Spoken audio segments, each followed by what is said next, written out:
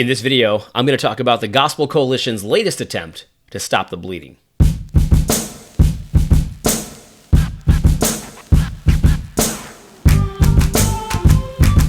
All right, well, I'm going to syndicate this video. It's going to be also my podcast on the Fight, Laugh, Feast Network for this week. I need to save time because I've got a business that I run that is the majority of how I make my income that needs attention today. But anyway, I wanted to talk about this article a little bit. I'm not going to go through the entire thing. I thought about going through the entire thing, but it's just really not worth it.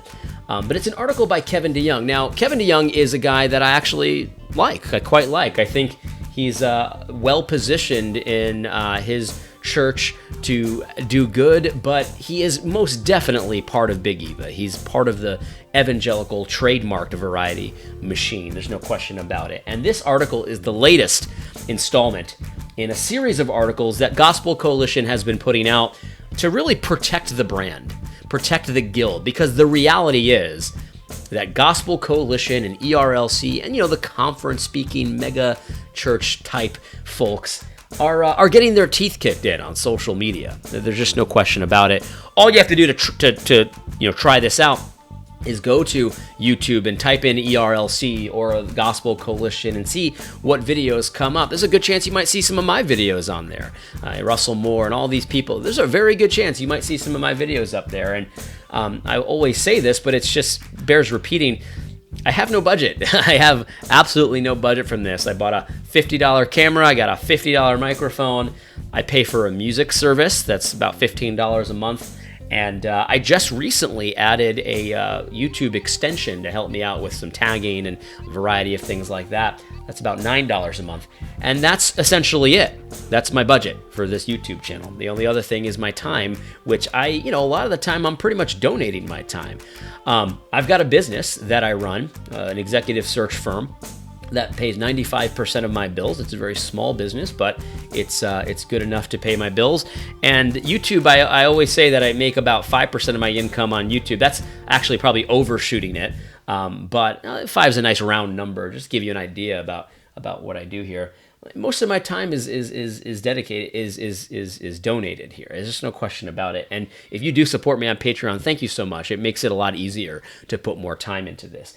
But in any case, I'm not part of the machine. I know the machine pretty well. Have had personal relationships with people that are in the Big Eva machine, but I'm not part of the machine. And so it's very troubling to people like Kevin DeYoung, elitists like Kevin DeYoung. He most certainly is an elitist, as this article proves. They don't like the fact that I have any influence at all, and certainly not a growing influence. When they type in things into YouTube, they don't like seeing my face pop up, and I understand why, but they need to figure out a way to win at social media, and this is the strategy that they've chosen. What they've chosen to do is to try to set up a series of rules that they can hold Christians accountable to protect the guild and to undermine any kind of influence that a idiot like me might have. Now, you can't blame them for defending themselves, but these rules and these questions that he wants you to ask yourself when you're evaluating an online pundit, they're just very bizarre, and they actually leave out the most important thing that you can ask when you're evaluating what someone says online. I'm not going to go through all of these, but I just want to point out to a few examples. The very first one is, to me, the most bizarre one. He talks about this. He says, one way, when you see someone online and you're evaluating whether or not you should listen to them, one way to do it is to decide, does this person have a healthy web of family and friends? And he immediately sees the problem with this. This is why I know this isn't this is an article that was driven by anxiety, because there's actually he contradicts himself often, and he actually tells you why his argument is so weak in the paragraph itself. Listen to this. He says, of all the questions listed here, this is the hardest to answer. Often we won't know anything about the person we're reading online. And that's very true. You see, if you listen to my channel and you watch all my videos, you probably picked up bits and pieces about my life. I have 3 sons, and they're all pretty young. I have a wife. I have a relationship with my mother and father. I love them very much. They taught me a lot. I have a brother who's a minister in the PCA. A lot of this kind of stuff. I've got some friends online that I talk to and I do interviews with and do, kind of dual co-hosted shows and stuff like that. I'm a part of the Fight, Laugh, Feast network. You know a little bit about me, but not too much. I mean, you wouldn't have any idea how healthy my relationships are based on my YouTube channel. It's just not something that I reveal. Any smart person would keep some things secret online, right? But this is actually true of everybody, but here's the rub. What this does is it tries to strengthen the guild, because what you notice is that when it comes to Kevin DeYoung's affiliations and other people in Big Eva in the machine, you know a lot more about them, because why? Well, they write each other's forwards. They recommend each other's books. If you get a typical Big Eva book, you look on the back and you'll start to see all the recommendations from other Big Eva members, and they promote each other. You see those stupid pictures when they'll have a cup of coffee at their desk and they'll have the newest, latest Big Eva book endorsed by so-and-so and so-and-so, and they say something like this: "I can't wait to dive into this." And they all promote each other's book. The next time they'll promote the other person's book and stuff like that. And it's a big incestuous marketing scheme. And there's nothing wrong with that. It's okay to market each other's books and stuff like that. You scratch my back, I scratch yours. There's nothing wrong with that. But you see, this question, it makes it appear that you know a lot more about Kevin DeYoung's family and friends. Because after all, I mean, Don Carson he recommends his book, and so recommends that, and Matt Chandler and Russell Moore. And you see, you have a much better idea about their network. And so this question, while you really don't know about the quality of Kevin DeYoung's relationships, does he have any problems with people, things like that, you don't know that much about it, but you have the appearance of knowing because of the recommendations and the marketing and the interactions that you see with the official Big Eva channels. And so all this question does, it doesn't really answer anything, but it tries to put the advantage in Gospel Coalition's hand, Big Eva's hand. And you don't really know a lot about me because I've never written a book. Nobody's endorsed one of my books because I haven't written one. You might know a little bit about some of my friends online, but it's not the same. It's just not the same. And so this question, and here's the rub. I know people in Big Eva. I have personal relationships with people in Big Eva. And I know for a fact that a lot of times the persona that is presented online is not true. It's just simply not true. And I know that there are people in Big Eva, and look, some of this is private knowledge. I'm not going to reveal any names, but some of it is common knowledge, where people have this reputation of being a certain way, and then you find out that they're really not that way. They're actually jerks. They have a trail of bodies behind them and stuff like that. And so, again, he's trying to make it seem like this is a very important thing, but the reality is you don't know any of these Big Eva people the way you think they do. The way you think it is. It's just not. And so this kind of a question here, it's set up, and all of these questions are really like this.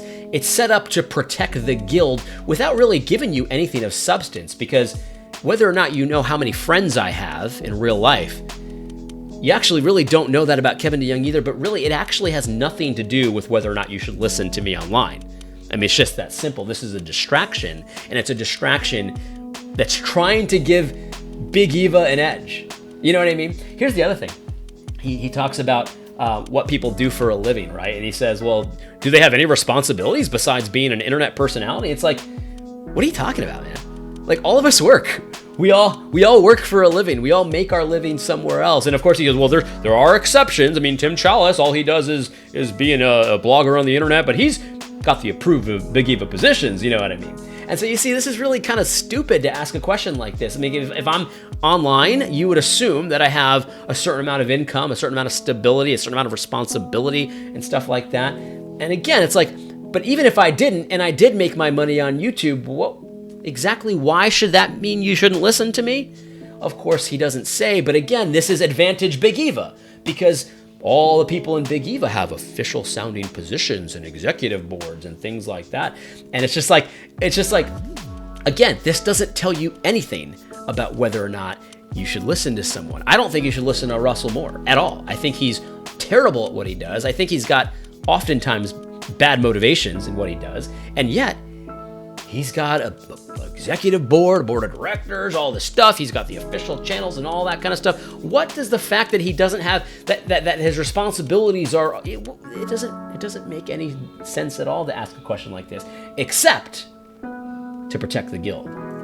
Now, this is the funny one that I think is, this is why you're losing, Kevin DeYoung. I'm an open book here. I'll give you advice. If you want to start winning, then don't do this anymore.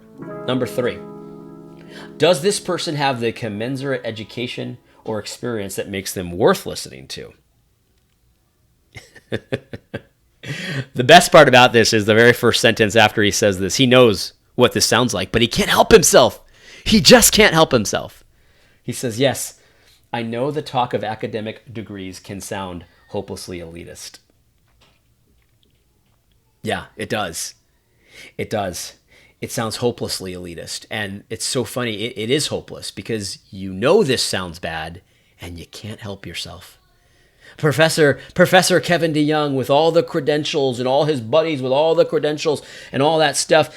You know, are you even worth listening to if you don't have a degree? You didn't go to seminary? And I know, and this is why you're losing. This doesn't bother a guy like me at all because I know when I talk to people, my target audience, I'll give you a little insight into what I'm trying to do. My target audience is regular people. You know, I don't often talk about highfalutin theological ideas. I don't often talk about, I find those things interesting. In fact, I read a lot of theology and I find sort of the nuances of theology very interesting, but I rarely talk about them on my YouTube channel because I'm talking to regular people that have regular concerns. How do I apply the Bible in my life when it comes to my work? How do I apply the Bible in my life when it comes to my family, my finances, my income, my investments? You know, regular stuff, right? Regular stuff. And that's my target audience. And the thing is, there are legions of men that are out there that don't have academic credentials, that never went to seminary, maybe even, they didn't even go to college, maybe. And to hear an elitist like you, Kevin DeYoung, which you are, you can't help yourself, you are an elitist, say, well, I mean, is your opinion even worth listening to if you don't have these credentials? It's like, we don't like that. I know you guys think we're stupid. That's been made abundantly clear over the last few years. But we're not stupid. We can read. You don't need to have an academic degree, Kevin DeYoung, to know that when your cronies and your buddies are putting forward, hey, we gotta care about racial reconciliation. You say, okay, great. How do you do it? And they say, well, what we gotta do, and then whatever follows is basically have partiality in our hiring practices, have partiality when we're deciding who our pastor is, have partiality based on skin color or income or whatever. Like, you don't need to have gone to seminary to be able to read the Bible. Because I know you guys think we're stupid, but, you know, we can read. We can read. And God isn't an elitist in the sense that he only puts his truth up here so that only really high credentialed academics with the PhDs and the master's degrees can understand. No. He makes his word simple to understand, that even a child could understand it. So we can read the Bible where it says, you shall not have partiality for the rich or the poor. And we can say, yeah, I know you're putting these fancy words and trademark gospel diversity and all this kind of stuff and to make it sound good, but God said this, and so no. God said this, and so no. I know you think we're stupid, but we're not stupid, and this is why you're losing. So if you want to stop losing as badly as you are, if you want to stop the bleeding or at least slow it down, I think you're at the point of no return, Gospel Coalition, but if you want to slow down the bleeding, when you think about something that makes you sound elitist, maybe don't say it because we don't like it. We're freaking sick of it. And this is why people listen to yokels like me instead of you, because I don't talk to people like they're morons. I talk to people like they're adults. I talk to people like, you know what, your opinion on this is actually correct, regardless of whether or not you have the degrees, regardless of whether or not you studied theology for years and decades and all that kind of stuff. I know you can read. I'm not going to treat you like an idiot. I'm not going to treat you like a jerk. When it says you shouldn't show partiality, whether it's the oppressor or the oppressed class, that's what it means. It's not difficult to you don't need to know the Greek. And so, yeah, this is why you're getting your teeth kicked in, guys, because you are elitist and you can't help yourselves. This is why I have no problem telling you how to fix this, guys, because I know you can't help yourselves. You need to protect the guild, and the guild has the credentials. The guild can tell you what's an official credential too. This is why guys like James White get disrespected too, because he doesn't have an official accredited credential. You know what I mean? It's just so funny to see people talk like that, because every time they do, they think they're bothering us, and it doesn't bother us. Actually, it bothers me in this sense. I really hate when regular people get skewered for just believing regular things. I hate that. It pisses me off. I don't like that at all. I've always hated this elitist attitude. I don't care. You can call me whatever you want. But when you see my friends, maybe they're a plumber, maybe they're a carpenter, they didn't go to college, and then someone like you says, does their academic credentials mean that their opinions are worth listening to? It's just, I don't like when you insult my friends like that. I really don't like it. You know, there's a few others here. I mean, again, every single one of these is about protecting the guild.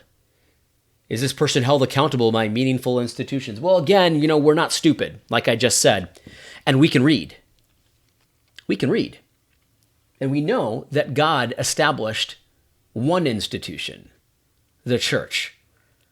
And all of us, to the man, I'm sure you can find one or two exceptions, but all of us, to the man, have submitted to the authority of our elders. Most of us, our elders know exactly what we're up to. And so we might not have boards of directors. We might not have executive boards for our parachurch ministries, which, by the way, weren't commanded. I don't have a problem with parachurch ministries, but to make it seem like that's a meaningful institution, it's really gross. It's really gross. I mean, he does mention churches here, but what he's really talking about is a board, because he knows that everyone online has a church, right? Everyone online has submitted themselves to the authority of the elders for the most part. What he's talking about is a board of directors. If you don't have a board of directors, I mean, you're not really accountable. No, I'm not accountable to a board of directors, but I don't have to be. It's just that simple. I don't have to be. Kevin DeYoung, I do want to help you out. I do want to help you out, because I actually think that you're not like a lot of these guys. I don't. I think you do believe everything you wrote in this article, and you've got a guild, and you've got hard-earned credentials that you've gathered over time and all that kind of stuff. And so it makes sense to you to protect the guild as much as possible. You like the Gospel Coalition. I don't. And so obviously, we're going to have a disagreement there. But I happen to think that you're not like the rest of these guys. I think you believe the right things, and I think you stand up for the right things as well. In fact, your speech at the PCA General Assembly last year, I remember I did a video about it and how exciting it was. And I always talk about, you might not know this, Kevin DeYoung, because you probably don't watch my channel, but I always talk about Ezra's and Nehemiah's and how they're both legitimate. God used both kinds of people, and God blesses their efforts. And you would be firmly in the Ezra camp. You're not a sledgehammer. When you dissect an argument, you're like an X-Acto knife. I'm more like a sledgehammer. I'm more like a Nehemiah. And I don't despise the Ezras. I don't despise the Ezras. But let me just say this to you, Kevin DeYoung. There are a lot more people like Nehemiah out there than you think there are. There are a lot more Nehemiahs out there than you think they are. And God uses those people. It's just that simple. We might not have the credentials, the man-made credentials. We might not have the authority that man gives. We might not have the respect that man gives, but we're not interested in it. We have one person that we fear, one person that we serve, the Lord Jesus Christ. And so this kind of thing, I know that this might work to convince like weak women, weak men, but I'm not sure why that's your target audience here. And I'm not saying we shouldn't want to convert weak women and weak men. Of course we do, but we should want them to become strong in their faith, strong against error, strong in the face of a culture that has gone into abject rebellion against God. Here's the last one I want to talk about. Number 6 is this person expresses opinions and state his case with a due sense of proportion. The idea being here is that you need to be an Ezra like him. The facts should speak for themselves. You shouldn't get all uppity about it. And the reality is, Kevin DeYoung, I know that elitists like you think we're stupid, but we're not. We've read the Bible. I know that elitists like you kind of have this idea that if you haven't gone to seminary, like, do you even really care that much about the Bible? If you don't really even read every day, do you even care about God? Like, everyone should be a theologian. And to some degree, yeah, you're right. But, some of us are busy doing life, right? And so, we go to church and we hear a sermon and we love the Lord and we read our Bibles, but we don't really have time for Turretin. You know what I mean? We don't really have time for some of the deeper things. I'm not talking about all of us. I happen to really enjoy that stuff. But the reality is we've read the Bible, Kevin. We know that the way you present it, this rule of thumb will serve you well. Don't believe the hysterics. If the matter at hand is truly grave, the facts should speak for themselves. We know that you're trying to turn us into emotionless Vulcan robots like Data from Star Trek, where we just give you the facts and we're not getting too uppity about it. And we see how that's very different than the prophets of old. That's very different than how Paul and Peter acted. That's very different than our Lord and how he acted. In the Bible where it says that Christ cried out in a loud voice, that was like those street preachers that you like to go, ew, they don't know how much you care. They don't care how much you know until they know how much you care. Like, why were you talking? No, Christ was a street preacher. And he raised his voice. And he had emotion in things that required emotion. The reality is, Kevin, that YouTube channels like mine wouldn't exist if we saw people like you, the elitists, express even a modicum of emotion regarding the atrocities that we see in our culture every single day. We've got thousands of babies being killed. Thousands, monthly. And I know you have the right opinion that that's bad, but that seems to be something to express a little emotion about. I've got 3 kids, man. I remember my life changed. I was always against abortion, right? But when I saw my little son, and he was new, he came out, and he's just so small. My life changed when it came to abortion. Because to think that kids of that age, maybe a little younger, are being torn apart, it makes me angry. And if we saw even a little bit of emotion from you, there'd be no need for a Nehemiah to come up and start beating people over the head like a sledgehammer about the dangers that the church faces. And so the reality is, this is why you're losing.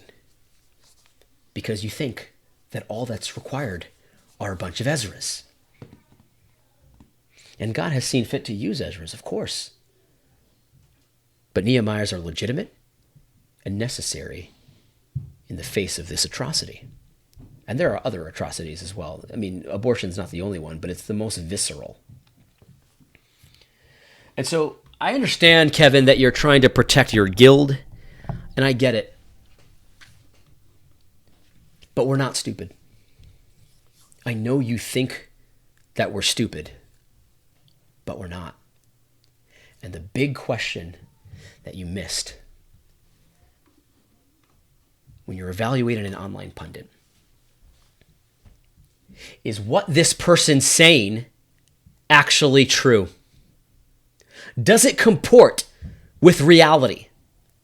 Does it comport with God's reality or not? That's the question that matters. Because whether or not you like my personality, Kevin, that's a matter of opinion. Whether or not you like how I say things, that's a matter of opinion. An opinion that you're losing, by the way.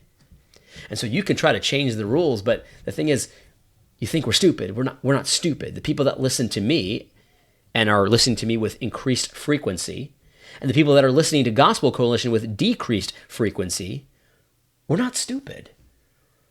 We know that the credentials and the official channels in the guild counts for nothing when your teeth are getting kicked in constantly by the culture.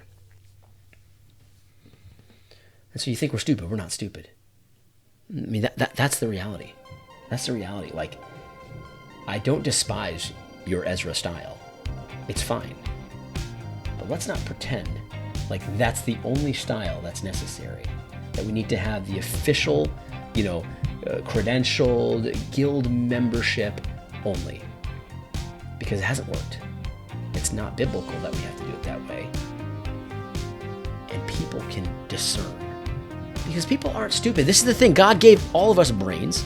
He gave all of us brains. We can discern whether someone's telling us the truth or not.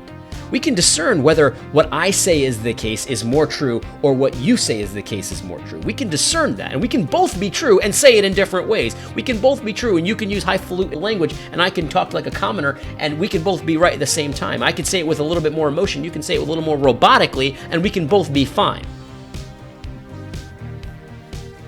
But that's the big question you missed, Kevin. That's the only question that really matters in all of this. A lot of this stuff is just self-serving, elitist, matters of opinion, stuff like that. This is all garbage. It's irrelevant.